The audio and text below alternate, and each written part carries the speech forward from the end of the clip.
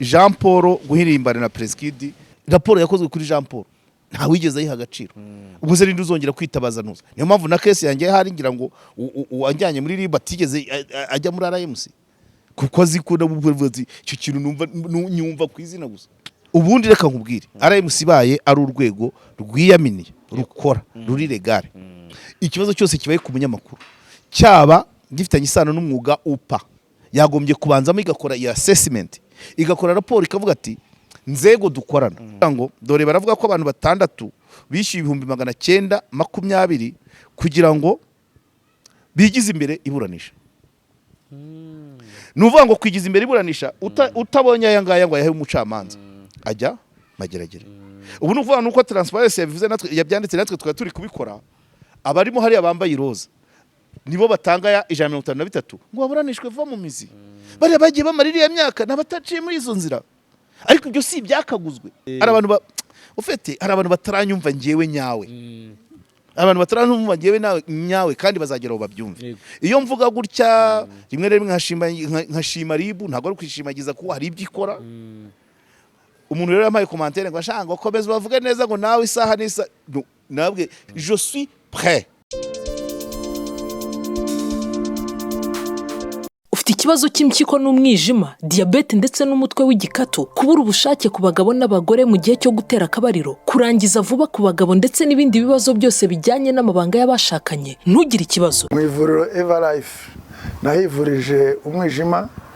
mpivuriza n'iby'amabanga y'abashakanye.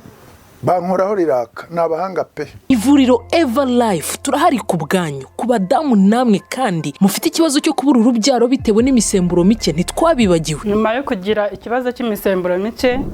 bandangiye ivuriro Everlife ndarigana baramfasha icyo kibazo kirakemuka. Nyuma naje kujyana n'umubyeyi wanjye afite ikibazo cya hypertension ubu ngubu ni muzima. Tuvura prostate ndetse na infection urinaire, tuvura umugongo, igifu, tukanafasha babaswe no kwikinisha ndetse n'ababaye imbata y'ibiyobyabwenge. Everlife tubafasha kubivaho burundu kandi mu gihe gito cyane. Dukorera Nyabugogo ku mashyirahamwe. Mushobora kandi no kutubona ku murongo wa telefone ari iyo nimero ubona kuri screen yawe cyangwa se ukaba wanatwandikira ku zindi mbuga nkoranyambaga dukoresha. Everlife ikizere cy'ubuzima. Official TV twongeye kubana namwe abadukurikira umunsi ku munsi, tubashimire mwese mwakoze subscribe namwe mutarayikora muyikore. Twicaye muri Urban Hotel cyangwa se Urban by City Blue, niho tugiye kuganira n'uyu mu papa dukunze kubana mu bihe bitandukanye, agenda dufasha gutera imetero. Yego. Ni Bwana Karegeya Jean Baptiste. Nongeye hostinga hano ariko nanakwakira wiriwe neza umeze uti suze n'abakunzi ba JALAS official cyane ko benshi nabo ari n'abakunzi ba Karegeya Pano. Good ubwo mbonero no kubwira abantu bari hano batarakanda hirya kuri Karegeya Pano bazabikora kabisa bazabikora ndabizi baraza neza bakebeza 11,500 turi hafi umuryango ugenda waguka which is dope yeah. So uyu munsi rero ntatinze nifuje ko tuganira ariko wenda sinzi uburyo uraza kuduhuriza utera metero uri hangana nsasire ariko byumve hari igazeti ya leta yasohotse muri iki cyumweru irimo amategeko asa nkaho arimo kuvugurura cyangwa se hakaba raporo ya Transparency International Rwanda nayo yasohotse, ariko kandi ku rundi ruhande umunyamakuru mugenzi wacu Jean Paul Nkundineza nawe ubujurire bwe kwifunga n'ifunguro ry'agateganyo urukiko rwisumbuye rwa Nyarugenge rwabutesheje agaciro rutegeka ko agomba gukomeza kuba afunzwe by'agateganyo. Ibyo byari byabaye kuri Yongwe, ni nako kandi Gakirere yaburanye muri iki cyumweru, ariko ni na Gasana CG nawe ubujurire bwe bwaranzwe muri make usibye Theogene niwe warusimbutse. Ndavuga oya urukiko cyangwa urukiramende. Okay, so rero ndashaka ko tuza kubihuriza aho ngaho yaba kuri uyu mwanzuro w'urukiko cyane cyane ko nabonye utavuzweho rumwe birumvikana. Yes. Umunyamakuru Mike Karangwa yakoze tweet rwose iri mu Cyongereza avuga ko yabaye disappointed, yabaye sinzi ko nabivuga ariko yatengushywe n'icyemezo cy'urukiko sibyo yari yiteguye ku munyamakuru Jean Paul Nkundineza cyo kuba yakomeza kuba afunze ariko agaruka kuri Rwanda Media Commission RMC avuga ko ikeneye kuba yakwinjira mu bibazo by'abanyamakuru. Iriho se yemera ko iriho iriho mu nyandiko gusa regaroma ntiriho usibye wenda itegeko ryayishyizeho ariko promoma nabarore nanamugisha horumanda uzimanda yabarore igihe yarangiriye imaze kurenzaho nk'imyaka 5 icyo nzi cyo ntiyagomba kurenza 2017 ndibuka byanse yatangiye kubivuga korona itaraza bari horumanda usibwa bakora iki icyemezo cyabo cyose kugica amazi biremewe isuzi kuvuga ngo uyu mwanzuro wafashwe n'abantu batakiri muri manda jumva se nibi byo wajya gukiza abandi nawe ukirwaye koko bavugire Jean Paul nabo kwivugira byarabananiye ukuvuga ngo urwego nabwo urwarwo ruri gucumbagira ze ko afite akaguru kamwe buze ko ntana kuricaye horumanda savidirwa abantu barangije manda baraho habuze amafaranga yo kurugaza amatora habuze abatora habuze iki yani nko kuvuga ngo ibaho itabaho nta kimaze nta nikitwaye nicyo bisobanura none izabameya ko bongeye umwaka umwe ntiwagiye kurangira bongeye bagatora hari ahandi wari wabyumva ibyo bintu ibyo bibazo n'ibindi bigo hari ahantu amabodi abatuzuye akagomeza agakora tuzuye ahandi akaba atariho cyangwa nayo yararengeje manda ariko ibi byose mu mategeko bibi kibazo byigeze kubaho no mu rugaga rw'abavoka umuntu arabarega ari kuburana n'urugaga rw'abavoka noneho mu kuburana kwe avuga ati abamfatiye icyemezo barangije manda kandi urukiko rwabihaye agaciro none se ubwo urumva barore yafata ubuhe mwanzuro koko ese burya noneho mu rukiko ruko rutaravansa mu rubanza rwa Jean Paul avuga ati bavuze ngo RMC ngo ntago igizwe n'abanyamategeko yego ariko bazi ibyo bakora bazi cyitwa ikosa ry'umwuga bazi iranamufite n'amategeko se ntimugira barabagira ariko urumva nyine ikigo urwego rwawe rugacibwa amazi gutyo ntacyo uvuze nta raporo yakozwe kuri Jean Paul nta wigeze ayiha agaciro ubwo se rindi uzongera kwitabaza nuza niyo mpamvu na case yanjye hari ngira ngo wanjyanye muri riba tigeze ajya muri RMC kuko azikunda buvuzi icyo kintu nyumva ku izina gusa Mike Karangwa atiki Mike Karangwa nyine arasaba RMC kwinjira mu bibazo arasaba ikidahari ariko nabyihorera abantu bashize case ya Theogene ntabwo yavuyemo ko RMC none Jean Paul arawunera n'abandi nejo bundi ubundi reka nkubwire RMC baye ari urwego rwiyaminiye rukora ruri legale ikibazo cyose kibaye ku munyamakuru cyaba gifitanye isano n'umwuga upa yagombye kubanzamo igakora iyo assessment igakora raporo ikavuga ati nzego dukorana uyu muntu ni mumufate ibyo yakoze ntabwo bijyanye n'umwuga nzego dukorana uyu muntu ni mumureke ibyo yakoze ni iby'umwuga twamuhanishije iki nta kesi y'umunyamakuru yagombye kubaho hatagaragara ijisho rya RMC yego cyo kora gatoya agakeregeshwa gatoya nuko Ibambe Jean Paul uva muri RAF ngira ngo bikomoka ku masezerano RAF ifitanye nibaza ko Jean Paul nibaza ko Nkundineza atishyura Nkundineza niko ntekereza kuko kubera ko ibyo biva ku masezerano ako kantu niko babashe kudukorera niba atari RAF yabisabye ariko ni kwemera amasezerano hagati ya RMC na RAF kandi Jean Paul Ibambe Jean Paul yanakoze nawe yahoze ari umunyamategeko wa RMC kuba hari ayo masezerano yo kuvuga ngo umunyamakuru uguye mu cyaha cyangwa mu ikosa ry'umwuga iyo bibaye icyaha bikajya mu rukiko RAF iratanga umwavoka icyo ni sawa intervention ya RMC irimo ubu ni RAF ikora none se iyo ugiye gufata umwavoka muri RAF ugomba kubaza RMC nuko tuzi ko ayo masezerano ahari ushobora guca kuri RMC uti mushake umwavoka ikavuga ati ntawe ariko kubera ko RAF yibuka ayo masezerano RAF iri gushyiramo imbaraga kurusha RMC n'urubanza yagombye kubihari ikaba hafi kugira ngo n'umucamanza atitiranya amakosa y'umwuga n'ibyaha. Ariko RMC iracecetse. Icyambere kuba bari horumanda Mugisha warahari ni ES, ariko boss we ni Barore ni horumanda. Yamubwira iki se? Umuntu utakigira yamubwira iki se? Erega iyo utafite ntuza, iyo utahagaze mu mategeko, mu bijyanye n'amategeko, nta kabaraga uba ufite. Ukora ducyo ushoboye tutaguteranya, kuko bikomeye bahita bavuga ati nkawe uravuga iki kuri horumanda. Sibyo se? Barore ntago bijya bimubabaza. Ngewe yo nkozi inkuru nkashyiramo RMC cyangwa nkashyiramo Barore, navuga ngo president de RMC horumanda. Agahita bimpamagara ati aka kantu washyizemo ni sawa, nawe arabizi noneze nyine nese yaba. Urumva rero niba Mugisha ari executive ariko umukoresha wari Barore na komite ya Barore yarangije manda,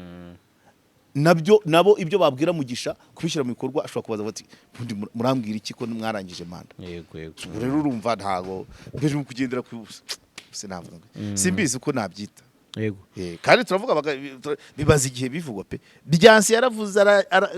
datawe hafi kunanguka. So ubwo rero ntacyo twakwitega ku kintu kiriho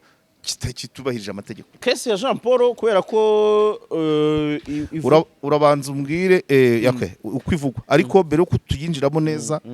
urabanza umbwire uko ku rukiko byari bimeze, abadukurikiye bamenye iyo mudu yari ihari, abantu bangana iki, baseka, bashimye, bababaye, ibintu ibyo tugomba kubanza tukabibwira abadukurikiye, kuko ntabwo bose baje Nyamirambo. Ntabwo baje Nyamirambo. Mu magambo makeya wenda mbihinnye, mudu yari iri ku rukiko. Abanyamakuru benshi nibo bari baje kumva iri somwa, ndetse nabo mu muryango wa Jean Paul Nkundi neza. Ni isomwa ryabaye byabitezwe ko riba saa 8 ariko riba saa 9. Urumva ko habaye umwanya munini no gutegereza ko baje kumva. Ubwo nyine icyo gihe abantu babifashe mapfubyi ko ntacyo baba bazi. Ariko ndakumenyesha ko mu gusoma uyu mwanzuro umucamanza yaraje avuga ati ntabwo nsubiramo detail z'uko ibyaha byaburanishijwe, ariko ngiye kuvuga ku mwanzuro. Yego. Umwanzuro rero winjiramo avuga ko ubujurire icyo bashingiyeho bajurira nta shingiro, ndetse ibyo urukiko rw'ibanze rwa Nyarugenge rwashingiyeho rufunga by'agateganyo Jean Paul Nkundi neza bifite ishingiro. Yego. Abari mu cyumba cy'iburanisha, nyine urabyumva, abo mu muryango we nibo ba mbere bagomba kugwa mu kantu. Madamu we yasohotse mu ba mbere, ntekereza ko ngiri kuvuga ndi mu basohotse mbere, yasohotse mbere, hakurikiraho madamu we, hakurikiraho mushiki we. Abo nta nubwo bigeze bagaragara mu mashusho namwe yafatiwe ku rukiko, kuko basohotse bisa nkaho umucamanza kiri kurangiza isomo. So rero abantu baguye mu kantu, niko nakubwira. Wabonaga ko abantu baje biteze ko arataha. Bivuge gutyo. Kandi ntekereza ko abashubundi nta n'urwango, abantu ntago baza ku rukiko bagufite umutima mu bavuga ngo afungwe. So rero nibyo mudu bifure by'inzozi mbese. Namwe urumva niwe wa mbere utagomba guhitakira situation abanje kutahitamira neza, ariko nyine yaguye mu kantu azi kwikomeza. Yego. Nibyo. Okay. Ngaho tujye muri ahubwo nyewe nashaka kujya nyirizina kuri no kanye numva nyihuza ni gazeti ya leta. Impamvu inanayishyizemo urumva harimo ikintu cyitwa ubuhuza ku wakoze icyaha n'uwagikorewe. Yego. Muri ka ya Jean Paul Nkundi neza harimo ka n'ubundi ivuga ko ya victime ari Miss Jolly. Yatutse Jolly, yavuze Jolly. Iyi nzira ndagira ngo dutere imetero uhereye aho, noneho unabihuze n'iki kikorwa Mike Karangwa asaba RMC, nubwo uvuga ko idahari. Ubusabe bwa Mike Karangwa ni ihangane, azajya asaba ibigo bihari bikora ibyo nibyo. Ndamukomeje. Hanyuma ubuhuza buje mu itegeko rishyashya, sinibaza ko bushobora kuba appliqué ku madosiye yamaze gutangira. Ariko nanone Jean Paul ubushize twabivuzeho, niba Jean Paul yaraburanye avuga ati ntacyo mpfa na Miss Jolly, nagendeye ku byo numvise aha, nasomye aha ibiganiro yakoze, uranyumva. Hanyuma usibye cyo kubutuka ngo bamuguhe umurye cyo nta icyo cyose bagomba kukimanaginga ukundi. Ariko kuba avuga ati sinatuka Jolly kuko ntacyo dupfa, ubushize mu kiganiro twari twavuganye ngo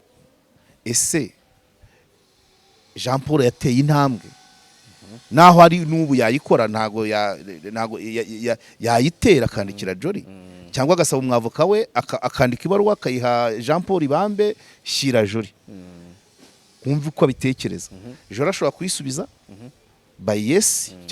ashobora kuyisubiza mu nyandiko cyangwa mu magambo avuga ati ndakubabariye cyangwa se nkumbabariye hanyuma bakabishyira muri fayiro umucamanza akazabiha agaciro cyangwa akabitesha agaciro nk'uko ibya Nzizera na Theogene byagenze amazi atararenga inkombe donc urumva wenda nubwo Jean Paul yabaye afunzwe by'agateganyo mu gihe ataraburanishwa mu mizi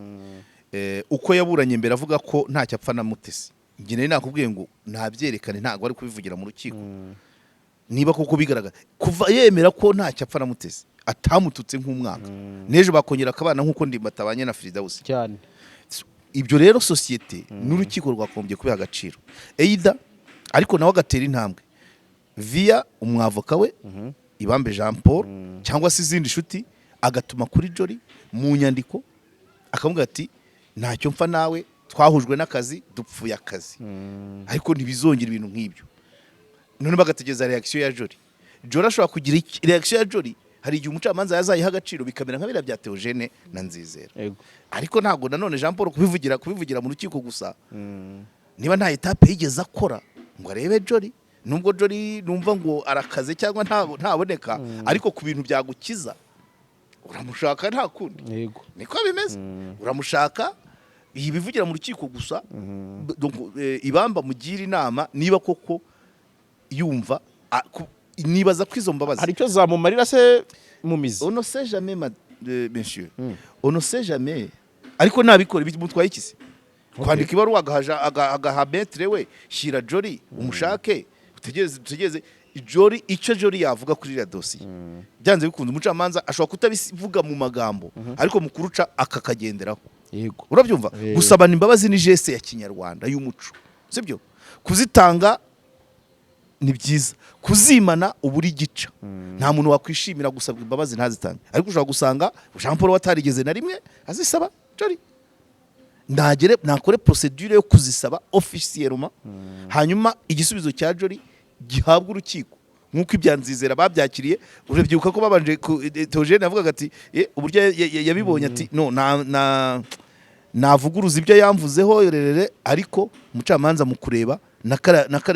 niriya romoro ya Nzizera yayigendeyeho nubwo atabidekarara muri ntuza muri discours isoza mwisoma mu mwanzuro w'urukiko ariko biba bivuga ngo uyu muntu afite romoro ntago ari kimwe no kuvuga attention mon cher ami ntago ari kimwe no kuvuga ngo ujye mu rukiko uvuga uti okay reka nkomeze kuri case ya Jean Paul ugere kuri bare uvuga uti no uriya mukobwa nagashitani ndamuzira naramututse ndabishimangira dunahuye namukubita urushyi ukaburana utyo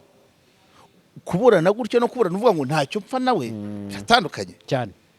burya hari gukora ikosa no gutsimbarara hari gukora icyaha no kugitsimbararaho bigaragaza ko wagisubiramo umucamanza ibyo areba nuvuga ngo ese koko ntabwo yagisubiramo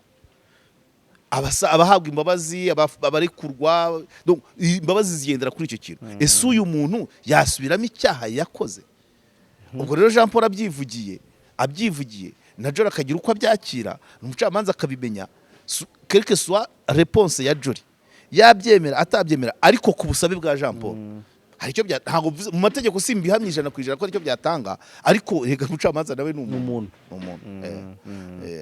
ya ubwo aho niki kijyanye n'ubuhuza ku kijyanye n'ubuhuza icyo mvuga ubuhuza nabanje kugenda buke nyine muri rwa gahunda yo kugabanya ucucike mu magereza n'ubucucike mu nkiko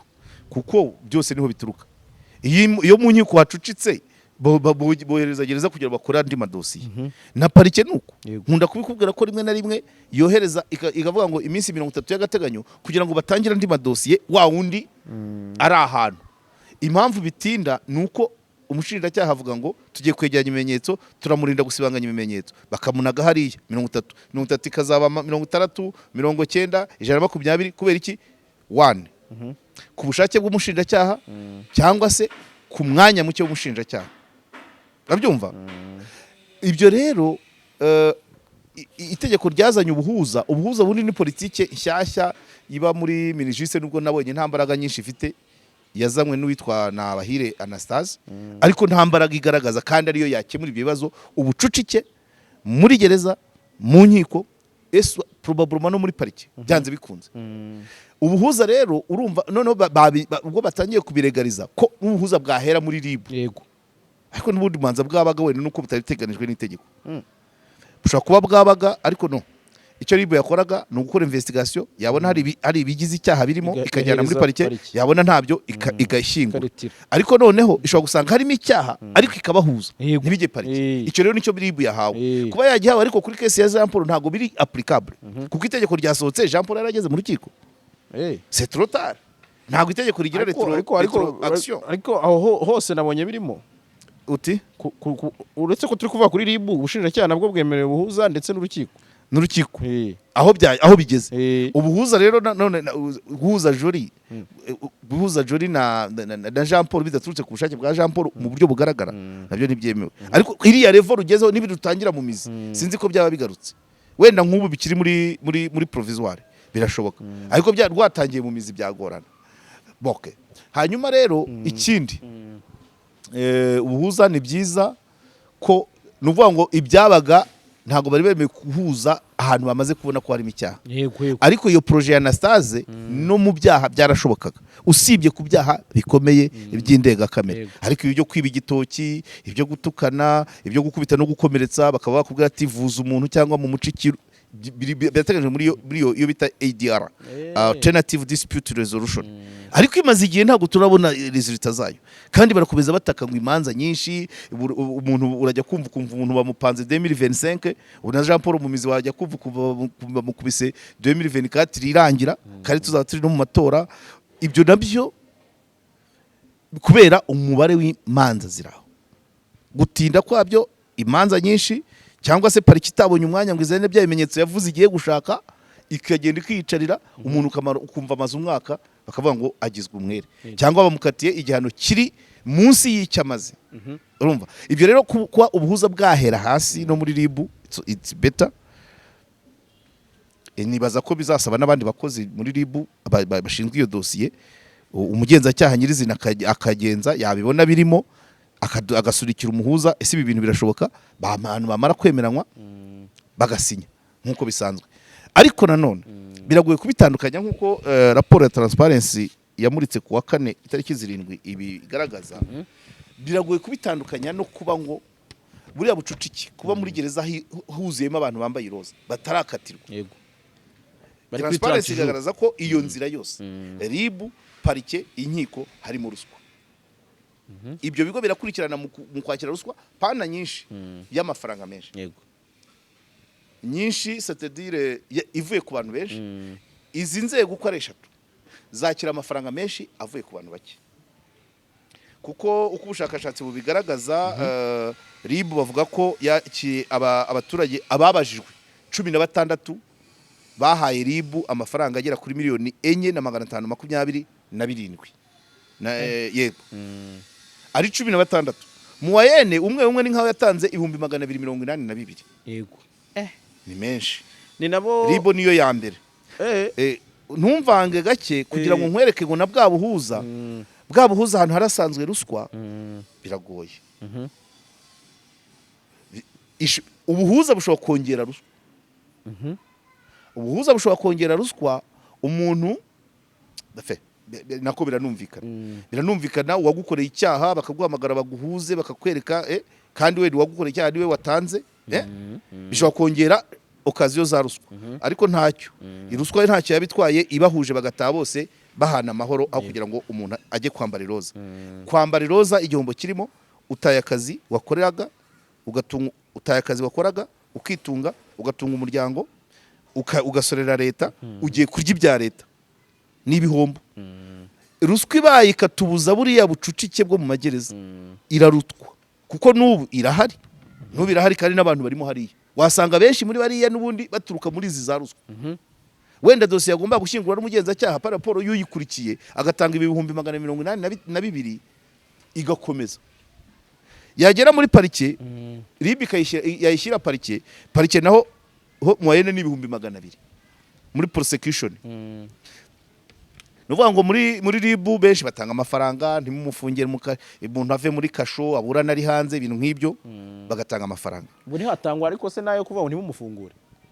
nabyo birashoboka hanyuma byagera muri parike nabwo hagatanga amafaranga mu ayene y'ibihumbi 200 ngo iyi dosiye nimuyigeze mu rukiko ariko opposite nayo irashoboka ni mu gikomezanye musunikireyo gatanga amafaranga hari dosiye nyinshi zishyingurwa hari kesi nzi muri parike nubwo atari iz'uyu mwaka muri parike gushyingura inyandiko mu buryo bw'agateganyo no gushyingura inyandiko mu bya burundu bishobora kuba birimo akantu hari dosiye nakurikiranye ngeraho ncika intege ngira ngo na Jean Paul arayizi Jean Paul Ibambe ya Nyamagabe y'umugabo watewe urushinge ahatariho bimuviramo kuba ikiremba n'ikirema aburana na wa muganga none wa muganga icyambere yari mu ivuriro rya leta akarere karabanza karamwirukana mu bakozi ba leta wa muganga kugira ngo natsindwa bizizwe ko responsibility ze ku giti cye eno izivurira ariko icyaha n'ubundi cyabaye akiri umukozi wa leta iyi dosiye yashyinguwe by'agateganyo kuko uwo musaza bateye urushinge nta mwavoka yari afite kandi twari muri corona ngira ngo na Jean Paul yagerageje kubigerageza baburanaga kuri Skype ntibamuhuza nanduza n'urubanza birarangira bivuze ko uyu muganga kuko uyu muganga yari afite umugore nawe ukora muri pharmacie je crois bari bafite amafaranga kwa kandi umusaza yarambwiraga ati turababona ahantu hashobora kuba haratanze n'iyi nzira ishobora kuba icamo ruswa donc gushyingura inyandiko gushyingura ikirego by'agateganyo cyangwa bya burundu ibi bishobora kuba birimo ariho aya mafaranga atangirwa 200 ntabwo ari Karegeya ubivuga ni transparency iyi ni raporo yasohotse kuwa 4 hanyuma rero muri parike bagatanga 200 kugira ngo umuntu idosiye ntige mu rukiko ishyingurwe nyine hanyuma bikaza bikagera mu bacamanza ubwo nuvuga ngo dosiye igeze imbere y'ubucamanza naho mu ayene bafata 153 ngo dore baravuga ko abantu 6 bishyuye 920 kugira ngo bigize imbere iburanisha nuvuga ngo kwigiza imbere iburanisha utabonye aya ngaya ngo yahe umucamanza ajya mageragere ubu nuvuga nuko transparency yabivuze natwe yabyanditse natwe tukaba turi kubikora abarimo hari abambaye iroza nibo batanga ya 153 ngo baburanishwe vuba mu mizi bari bagiye bamarira ya myaka nabataciye muri izo nzira ariko ibyo si byakaguzwe amategeko ateganya iki ubundi principe nukuburana uri hanze hanyuma rero ugiyemo hariya umaze yakabaye 30 koko ikubahirizwa ibi nibyo abantu batangira ruswa rero bagukatira 30 ugashaka umucamanza uti nyabureka dosiye yanjye yigize imbere ugatanga ruswa ngo dosiye yigizwe imbere kandi n'ubundi ari uburenganzira bwawe mu ayene y'ibihumbi 153 noneho rero ibyo uri kuvuga kuri kese ya Jean Paul ubwo nibyo shaka kuvuga n'abandi bose bagiye babamo hariya ba Prince Kid bandimbati ba data manager ba Titi Brown ba Robert Mugabe ba Dr Kayumba Christopher abantu bose bagiye ba Shadrack abantu bose bagiye babamo hariya bambaye uriya mwenda w'iroza bakava marabere wasanga araha bagwaga dore izi nzego zirakurikiranye mu kwakira menshi apana kwakira aya benshi icyo cyo ndagisurinya hatagira uwumva ko ntago barya bakira amafaranga menshi ku muntu mu ayene ya menshi ariko ntago bakira aya benshi ariko niba bivugwa ariho duteze ubutabera ariho ba Jean Paul baganyira ariho nanjye wende ejo cyangwa ejo buri ko nanjye izi nzego ndi umukiriya wazo zirimo zirankoraho akazi urabyumva nahangaha iyi nzu umukiriya cyane nubu bahamagaye nahita amagarika mikoro nkagenda niko nduwabo pe none kwidosiye itarabakurutire attention mon cher ami hari umuntu wambwiye hari umuntu wamaye commentaire mu kiganiro cy'ubushize ari abantu ufite hari abantu bataranyumva ngewe nyawe abantu bataranyumva ngewe nyawe kandi bazageraho babyumve iyo mvuga gutya rimwe rimwe nkashima ribu ntago ari kwishimagiza ko hari ibyo ikora umuntu rero yamaye commentaire ngo ashanga komeza bavuge neza ngo nawe isaha nisa nabwe je suis prêt nahise musubiza muri commentaire je suis prêt kuko atari nge wa mbere atari nanjye wa nyuma ibyo bantu bambone gutyo mu buzima bwanjye ikintu kitabaye kuri nge bwa mbere ngifata nk'igisanzwe buriya no mu bisanzwe ntatandukiriye mvuye mu by'imanza cyangwa iki no mu mirire yanjye ikintu wariyeho nanjye ndyaho sintoranye uranyumva ari wowe wa mbere uriyeho ukabigereka nanjye ndarya kabisa rero no kuri iriya nkongoro y'iroza na oranje abayisomye hose uzi uko bangana uzi inzego bari bariho tubarusha iki ahubwo baturusha byinshi hari n'ababayeyo bagomeza badusumba bavayo badusumba none ngo ngewe ngo nimbembereze ikiriho nzakivuga ntacyo mpfa n'izi nzego zose habe na rumwe ariko ntago naca iruhande ndi umukiriya wabo bari kunkoraho akazi bazakomeza ntibibabuze kugakora neza pe simbabwiye ngo bagire ibyo bahindura ngo bakaze cyangwa boroshye bagume mu murongo uwatanze ikirego kuri ngewe ndamuzi sindabonana nawe ariko baramumbwiye nanjye nditayari wa mugari wa Jean ati ntacyo dupfa ntacyo mpfa nawe ni umunyabutare amakuru nayakuye ku bandi bantu abiburayi hafi n'abandi mu muryango we icyo yashaka ubwo buhuza wenda nk'ubwo buhuza ngewe bwaba apurike kuri ngewe bwo muri RIB bamuhamagara bakavuga ati urifuza iki kuri Karegeya agikore yasaba ikiganiro yasaba ko mupfukamira ibyo nzabikora abyumve ariko ntago bizavuga ngo bazakora nabi mfate amakosa menshi barayagira ndabizi mu majyaruguru za Nyamasheke za Kamonyi hari kesi nigeze kuvuga nkunda gusubiramo yo muri Kayonza ya wa muntu wo muri RAB uhemba abantu agahita avuga ngo ni mugarura ayo mafaranga noneho abaje kugenzura bakabereka umurima utari wo ntukontore ngo ubaze ngo iyo UPI uriya muri mutwereka uhinze wahinzwe nabande nuwande hari umuntu ku giti cye bagataha ngo raporo ngo twasanze barahinze yaberetse umurima wundi ubu nicara ngavuga donc iyo mikorere mporanyivuga nabo abo muri izo nzego abo tubasha kuganira barabizi ko mbivuga rimwe na rimwe nkabibabwira n'ubu hari indi case ijya gusa niyo abo bahemba bakongera bakagarura amafaranga iri hano hafi ndimo n'urwego rw'umuvunyi rurabizi na transparency irabizi na RIB irabizi urimo ntago nyirimo ndani nyirimo nk'umunyamakuru ndi gukurikirana ariko izo nzego zikamba hafi uranyumva so rero kandi byanze bikunze ntabwo wambwira ngo harya RIB ku rwego rw'umurenge ntaba hari ibintu bikaba ku murenge gutyo arahari polisi irahari inzego z'ibanze zirahari ibintu bikaba ibyo nimbibona nzabivuga ntabwo byanteranya na RIB n'ubuyobozi bwayo cyangwa abakozi bayo wapi kabisa nge nuko mbaho so rero kuba bagaragaye nk'abarya ruswa y'amafaranga menshi apana y'abantu benshi icyo cyo ndagomeza nkisurinye kugira abantu batanyumva barya menshi y'abantu bake 16 ku mwaka ntabwo ari benshi pe nubwo harimo miliyoni enye 16 ntabwo ari benshi kuri RIB ikorera igihugu cyose abantu 16 abantu 16 mu turere 30 nubwo batanze menshi moyenne yabo akaba ari 182 ntabwo ari benshi kuri RIB nubwo nabo atari byiza ushobora no gusanga RIB yaranafashe n'imyanzuro wenda yarabirukanye cyangwa ikabahindura imirimo ariko moyenne ni umuntu umwe mu turere tubiri iyo ntabwo ari nyinshi RIB imwe umukozi wa RIB umwe mu turere tubiri yafashe aya mafaranga ariko wibuke ko birakura attention umwaka utabazaza n'indi raporo turebe nyine niho tubarebera ariko iyo bigeze izi nzego zifata menshi ariko iyo bigeze kuri pourcentage biziza muri kabiri donc bari hasi cyane nta bicitse nuko basaba menshi nuvuga ngo utangayo n'uwifite 200 nangahe bari bose bambaye amaroza nta babona 200 sibyo ariko bishatse kuvuga ngo hari abatariyo icyo bishatse kuvuga izi nzego RIB Parike abacamanza iyo bafashe ruswa urabona ko bafata ruswa y'amafaranga menshi kugira ngo impact ni iyi kweza umunyacyaha cyangwa se gutunarika guharabika umwere ubwo nibyo turimo ushobora gusanga muri bare bambaye amaroza bariyo kubera ko uwo baburana yatanze aya yose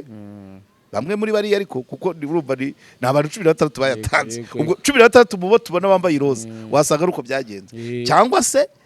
16 yes cyangwa se 16 mubo turi kumwe bafite ibyaha bagendana kubera iyo nzira ariko mu bacamanza bo ntabwo abacamanza baryo kwigiza imbere urubanza ukaburanisha ntabwo babyumve neza batazangira bagasya batanzitse ntabwo transparency ivuga ko ntabwo umucamanza avuga yafashe ruswa yo guhindura icyemezo cy'urukiko niyo kwigiza imbere urubanza attention banyumve neza mu kabyara donc amafaranga bafashe reka nongere some ndumva rwose nearest hearing date kutanga itariki ya hafi nicyo basabiye bafatiye ruswa byari ko ari grave ari ukuvuga ngo ugire uhindura umwanzuro w'urukiko icya kabiri nuko umuntu utanga aya mafaranga kenshi aba ari umwere akavuga ati waretse nkaburana vuba uzi ko ari icyaha uribuka case ya Akeza wa mwana wo mu Busanza bishe uribuka ko uriya mugore nyina w'umwana atashaka kuburana parce que yumvaga ari icyaha n'ubundi kandi n'undi ari muri gereza wa mukase umwe wamwishe wumvaga wadashaka kuburana kuko n'ubundi asanzwe ari muri gereza ntacyo byamufasha ariko umuntu uri umwere ufite byinshi biri gupfa azi neza ko n'ubundi icyaha kitamufata yatanga ruswa ngo bagize imbere yigire muri business ushobora gufatwa mu cyaha wari ufite visa ukatanga ruswa mwambabare mukaruburanisha vuga ko nzi ko nzarutsinda mwikomereza gahunda zanjye ushobora kuba waratumije ibintu wenda Dubai byaje abakiriya barabishaka wowe ukaba uri hariya ugatanga amafaranga ati mumburanishe vuba ngende byanze bikunze abayaha umucamanza nababa bizeye gutsinda ni byiza rero ko batatanga umucamanza adafite amafaranga yo kugira ngo agore ku rubanza atesha agaciro ibimenyetso cyangwa ahindura umwanzuro ibyo bikunda kuba mu barangiza imanza bawisiye hari cases z'abawisiye non professionnel b'inzego za leta igitifu w'akagari igitifu w'umurenge igitifu w'akagari igitifu w'umurenge hari abaza uko umwanzuro w'urukiko wari umeze bakawurangiza au contraire niba basanze uru rupapuro rwa JALAS yansinze bakaza ahubwo bakaruha JALAS ibyo hano nta birimo ari urwa JALAS bakaruma kandi yansinze ibyo hano muri raporo nta birimo kuko abawusiye ntago babavuzeho n'abavoka so icyo bishatse kuvuga ni iki rero ni ukuvuga ngo ikiva muri izi nzego kukizerana nabyo biracyagoye abo bantu bose dufite ari abo ba Jean Paul ari n'abandi byose ushobora gusanga bifitanye isano n'aya mafaranga atangwa aya ni amafaranga ntabwo ari ikimenyane ntabwo ari cyene wabo icyo nacyo kiri ukundi bazagikorera raporo kwacyo kandi nacyo kirahaba umwana wanjye mu murekure kira gihungu cyarankoreye kiranyiba mu gikandi ibyo biza ukundi byo ntabwo ari mu mafaranga gukoresha igitinyiro ububasha uhabwa n'amategeko ibintu nk'ibyo cyangwa ikimenyane ni inshuti yawe ubuti dosiye muyikanire so rero wenda nta nubwo ndi butinde cyane kuko wahise winjira kuri iyi raporo ya Rwanda Transparency International Jean Paul Nkundineza urukiko rwanzura ko agomba gukomeza kuba afunze ariko kandi intervention ya RMC nayo igakomeza gukemangwa kuko wavuze uti ndabona itanahari iyo ni presque neya ntayihari umuyaga ubaye mwinshi kuri abani dusoza rero kuri iki kintu uravuze uti nubwo kije gishobora nacyo kuzamura iyo ruswa kandi nacyo turi kubona ari inzira nziza y'ubuhuza ari inzira yoroshye mu kugabanya ubucucike nabivuze ariko ruswa yabuza umuntu kwambara iroza afazari ko kwambara iroza ni ibihombo bien sûr abanyarwanda mu myumvire yabo n'aba bantu turi kuvuga barya ruswa muri izo nzego nabo n'abanyarwanda bava muri community dufite imyumvire yuko guhana ari ugufunga ni haza ubuhuza bizagorana kubera ko nyine umuntu azavuga ati kanaka ko nkora icyaha mukamuzanye iby'ubuhuza bubizanye bite nashaka ko yambara iroza kwajya amageragere ibyo rero bizasaba izindi nyigisho ngira ngo ahubwo se iyo service access to justice guhuza abaturage n'ubutabera kwegeza ubutabera abaturage byari bishinzwe uriya mupenzi Narcisse wagiye muri nani mu kuba meya wa Nyamasheke yasimbuye Urujeni Martini wa wundi mu vice meya ngira ngo mu mujyi wa Kigali nawe yari yasimbuye wa wundi Odette Yankurije wabaye umuvunyi wungirije ngira ngo abo nibo bafite responsibility zo kwigisha mu nyigisho muri agenda bagomba kwigisha ni ukuvana abantu mu mitwe yabo ko igihano ari ugufungwa. N'ubu turacyafite abantu aravuga ngo ngo umujura arakwiba ngo bugacyo ukabona aragarutse, ariko se ubuhuza bubaye buri officiel aho kugira ngo ahita agaruka naze nibabanze babahuza kuvuga ngo wibye ihene yego okay ufite amafaranga yo kuyishyura cyangwa bavuga ati urishyure 5 ndayafite ndagurisha agasambu sawa, ntayo ufite koratije genda uhingire uyu muntu cyangwa ujye wahirira ihene ze abyumva. Ariko kuvuga ngo byose birangira afunzwe, iyo myumvire kuba abaturage bakibivuga n'abandi benshi, iyo myumvire yo kuvuga ngo guhana n'ugufunga niyo naba ngaba ari naribu gusunika muri parike gusunika mu urukiko gusunika muri gereza, n'imyumvire nabo n'abantu n'abacu batuvukamo nabo ya myumvire dufite mu giturage si ba mama babivuga ba masenge se baramu bacu babyara bacu. Niba rero kugira ngo uvane mu bantu mu mitwe y'abantu ko guhana ari ugufunga ni inshingano za ministre icyo gisate gishinzwe access to justice na EDR ya nabahire nawe iyo y'ubuhuza bagomba kubisobanura bakumvisha abantu ko igihano atari ugufunga. Nibimara kugira abantu bakabyumva niyo mpamvu ubuhuza nibwo buzagira success. Naho ubundi bazajya batajya kubuza ati tuziko atangiye JALAS yanyibe telefone none dore umugenza cyatangiye kumpuza nawe buriya JALAS yatanze ruswa. Uranyumva nibiba bitumvikanye neza, ariko nimba mu mutwe wanjye nemera ko kuba wanyibe telefone igihano atari kujya gufungwa ahubwo bakaguciye telefone nk'iyo wanyibye bakaguca ugashyiramo n'amayinite y'umwaka ugataha ukajya gukora nanjye nkakora ukoze inyandiko mpimbano utandire cheque sans provision bagushyize hariya aho kujya bakubwira ngo genda ukorera aya mafaranga za cheque watanze sans provision wishyura abantu ufunze umuntu cheque sans provision uwo yayihaye ararira mu myotsi yarahombye none uramufunze ntacyo ari gukora nta na bitana ari guha wa muntu. Aho rero bisaba kuzabyumvikanisha neza. Mu metero zawe kugira ngo nsoze nabura n'ikire kiri kugira kiduhinduka wowe bivuga iki? Hari abavuga bati kuba Jean Paul yongerewe iminsi 30 y'agateganyo ati ishimwe Dieudonné yahirimbaniye akaba yamuba hafi. Yego ako kantu nakibutse ko iyo commentaire yari hari, ariko ngewe narakubwiye ngo Jean Paul guhirimbana na Preskid ni uburenganzira bwe. Wenda yamuhirimbaniye nabi kuko abahirimbanira Preskid ni benshi, ariko siko babikora. Yabikoze kuri kamera, bikora kuri mikoro, bikora mu magambo atatoranyije neza. Hari abandi bamuhirimbanira badafite kamera, badafite mikoro. Hari abandi bamuhirimbanira bakakoresha imvugo iringaniye, cyangwa se nta izindi antecedents bafitanye na Jolly n'abandi bantu Jean Paul wavuga. Ibyo rero ntacyo byaba bitwaye yaramuhirimbaniye, nta kindi kibiri inyuma. Kuba Preskid arya ngo aragize ate, ariko abantu bavuga ko atengamaye ntago ari byo. Ubuse ntiyari kuba ari mu gitaramo kuwa kangahe kuwa gatatu kwa Kenriki wamubona se ubuse ntihari kugiye kugera wamubona ku mucanga abandi bari gutembera. Wagenda vuga nti icyo kuvuga bati Preskid yakabaye hafi umuryango wo cyumvuta gute se uwese uri hafi wo umuntu utagaragara se yaba hafi umuryango gute uwese uri hafi ubaheruka gusura nyina cyangwa se cyangwa ufite ikibazo cy'impyiko n'umwijima, diabete ndetse n'umutwe w'igikatu, kubura ubushake ku bagabo n'abagore mu gihe cyo gutera akabariro, kurangiza vuba ku bagabo ndetse n'ibindi bibazo byose bijyanye n'amabanga y'abashakanye, ntugire ikibazo. Mu ivuriro Everlife nahivurije umwijima, mpivuriza n'iby'amabanga y'abashakanye, bankoraho riraka n'abahanga pe. Ivuriro Everlife turahari ku bwanyu, ku badamu namwe kandi mufite ikibazo cyo kubura urubyaro bitewe n'imisemburo mike ntitwabibagiwe. Nyuma yo kugira ikibazo cy'imisemburo mike